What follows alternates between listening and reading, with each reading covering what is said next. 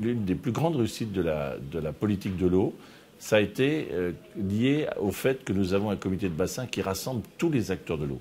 À la fois les usagers, qui sont les contributeurs avec leurs redevances, qui payent sur la consommation d'eau, mais à la fois aussi des industriels, à la fois des représentants des collectivités locales, des maires, des responsables de réseau, des industriels, je l'ai dit, des paysans. Donc ce Parlement de l'eau est une grande chance donnée à la politique de l'eau, parce que c'est un lieu d'échange, c'est un lieu aussi où on recherche la convergence vers cet objectif que nous avons, aussi de préserver nos façades maritimes et d'avoir une bonne qualité de nos cours d'eau et des eaux souterraines, naturellement.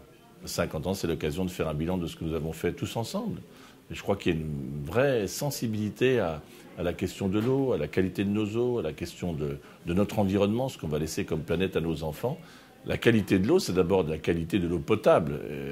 Et c'est un droit qui est celui de tous les usagers de l'eau, de disposer d'une eau potable. Et c'est un devoir pour ceux qui sont les gestionnaires de l'eau de le faire. Mais ça va au-delà.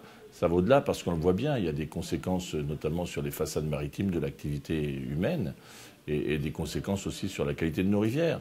Et donc il faut tout à la fois trouver ce bon équilibre entre préserver l'activité parce qu'elle est essentielle pour l'économie, pour l'emploi de nos territoires, et en même temps faire que cette activité ne bouleverse pas les grands équilibres. Et là où il le faut, restaurer ces grands équilibres.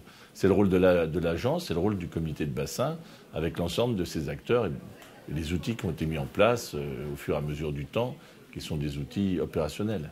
Et puis je veux redire ici, on entend parfois des critiques sur les agences de l'eau, que c'est une grande chance donnée à la France que d'avoir ces agences, qu'il faut les préserver et qu'il faut continuer à travailler avec un seul souci en tête. C'est non seulement de répondre aux problèmes du temps présent, mais c'est de se dire qu'on a une responsabilité vis-à-vis de nos enfants.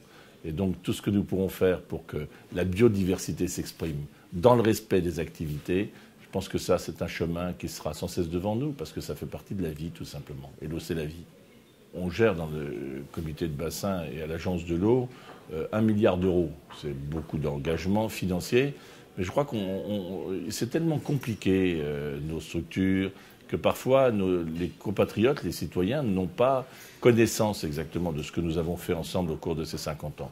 Moi, c'est un vœu que je forme, c'est celui de profiter de ces 50 ans pour aller expliquer dans chacune de nos structures les avancées qu'il y a eu dans le domaine, comment nous se sommes pris, les modernisations de bâtiments d'élevage, tout ce qui a été fait, des efforts considérables ont été entrepris, ils ne sont pas suffisamment connus. La plus grande réussite, je crois, c'est l'amélioration de la qualité des eaux, à la fois souterraines et à la fois des eaux de rivière, qui se sont considérablement améliorées parce qu'il y a eu une vraie volonté, une vraie sensibilisation de la part d'abord des communes, des groupements de communes qui ont beaucoup investi, mais aussi des professionnels, des industriels, des agriculteurs qui ont fait des efforts, d'ailleurs qui ne sont pas toujours reconnus à leur juste valeur. Mais je crois que ce vers quoi il faut tendre, d'abord, c'est vers le très bon état écologique de l'eau.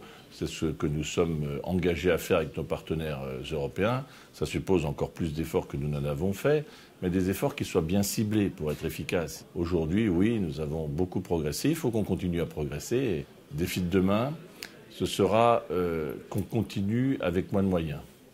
Vous le savez, on est dans un contexte extraordinairement difficile au plan économique, au plan social. Donc il faut s'assurer que chaque euro dépensé soit un euro utile. C'est une exigence morale. Et en même temps, qu'il y a des temps de crise, il ne faut pas renoncer à l'essentiel de nos politiques. Donc c'est ça l'équilibre nouveau qu'il nous faudra trouver. Mais je fais confiance au génie de chacun et à l'engagement surtout des territoires. Je veux rendre hommage à chacun des acteurs du territoire. Parce qu'on parle souvent des grandes politiques nationales, mais on sait très bien qu'elles ne peuvent trouver leur prolongement que c'est l'engagement des hommes et des femmes qui vivent sur le terrain et qui aussi, dans leurs gestes du quotidien, font attention à préserver leur environnement, font attention à leur consommation d'eau. L'eau, c'est précieux.